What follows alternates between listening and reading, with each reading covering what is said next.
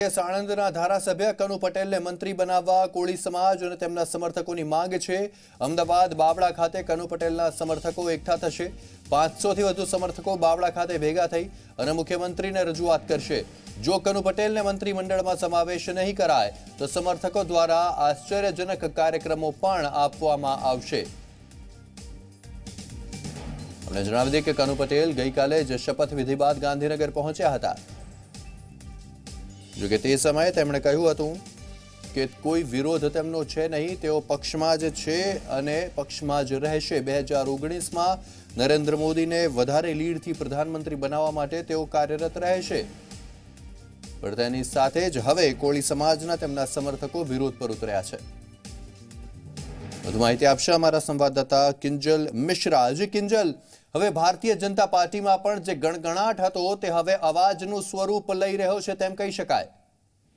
जी बिल्कुल यश, क्या आ कही शकाय के दबाणनी जे राजनीति है, दबाणनी राजनीति शुरू थई चूकी है तेवुं चोक्कस लागी रह्युं छे। गईकालथी जे ते मंत्रीमंडळमां नामोनी जाहेरात थई छे त्यारबाद एक बाद एक जे धारासभ्यो छे पोतानी नाराजगीनो सूर वर्तावी रह्या छे। तो बीजी तरफ कनુ पटेल द्वारा पण गईकाल सुधी एवुं कहेवामां आवी रह्युं हतुं के ते नाराज नथी, तेमनी मात्र मांगणी छे, परंतु आज जे रीते तेमना समर्थको बावड़ा खाते एकठा थई रह्या छे, 5 जेटला समर्थको અને મુખ્યમંત્રીને રજૂઆત કરશે તે પ્રકારનો કાર્યક્રમ નક્કી કરવામાં આવ્યો છે। અને જો મુખ્યમંત્રી સમક્ષ જો તેમની રજૂઆત બાદ પણ તેમની માંગણી કરવા સ્વીકારવામાં નહીં આવે તો આશ્ચર્યજનક કાર્યક્રમ આપવામાં આવશે। એટલે ક્યાંક ને ક્યાંક એવું ચોક્કસ લાગી રહ્યું છે કે આ જે એક જે નારાજગીના સૂર ધીમે ધીમે બળવાખોરી તરફ આવી રહ્યા છે, તો પણ એ વાત પણ અહીંયા જાણવાની ખૂબ વધારે જરૂર છે કે કનુ પટેલ એ કમસી પટેલના પુત્ર છે અને કમસી પટેલ પણ કોંગ્રેસમાંથી જ રાજ્યસભાની ચૂંટણી વખતે જે રીતે ભાંગતોડ થઈ હતી ને કોંગ્રેસમાંથી ભાજપમાં આવ્યા હતા અને તે વખતે તેમણે પોતાની નહીં પરંતુ પોતાના પુત્ર માટેની ટિકિટ માંગી હતી। એટલે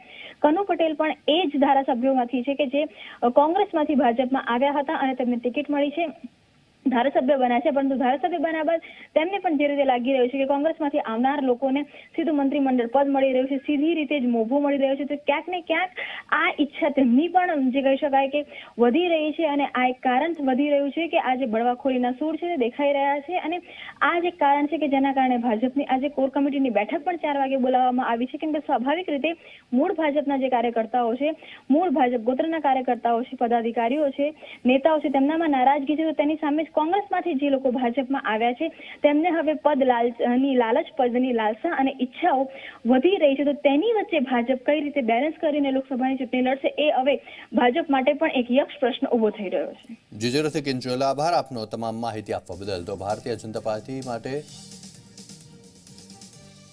એક મોટો સવાલ ઉભો થઈ રહ્યો છે, ત્યારે કનુભાઈ પટેલે ગઈકાલે મીડિયા સાથે વાતચીત કરી હતી, ત્યારે તેમણે શું કહ્યું હતું આવો સાંભળીએ।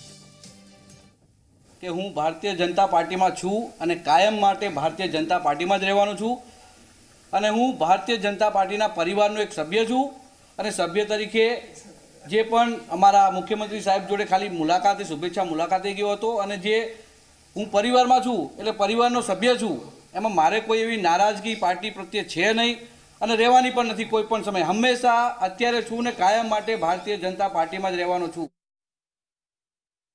સરકાર જે પણ સરકારના કોઈ પણ ભારતીય જનતા પાર્ટીના જે પણ નિર્ણયો હશે એમાં અમે હંમેશા સહમત જ હોઈએ છીએ અને પરિવાર તરીકે અમે ખાલી રજૂઆત કરવાની હોય, પરિવારના કોઈ સભ્ય હોય તો એની રજૂઆત કરતા હોય છે, એમાં કોઈ નારાજગી જેવું હોતું નથી। અને મેં જે મારી વિધાનસભાની અંદર જે મહેનત કરીને મારે પોતાના માટે જે ધારાસભ્ય પદ લડ્યો ત્યારે મારા પોતાના માટે જે મેં મહેનત કરી હતી એથી પણ વધુ મહેનત આ વખતે 2019ની ચૂંટણીમાં આદરણીય વડાપ્રધાન નરેન્દ્રભાઈ મોદી સાહેબ PM ફરીથી બનવાના છે, એથી પણ વધારે મહેનત કરીને પ્રધાનમંત્રી મોદી સાહેબ માટે હું મહેનત કરવા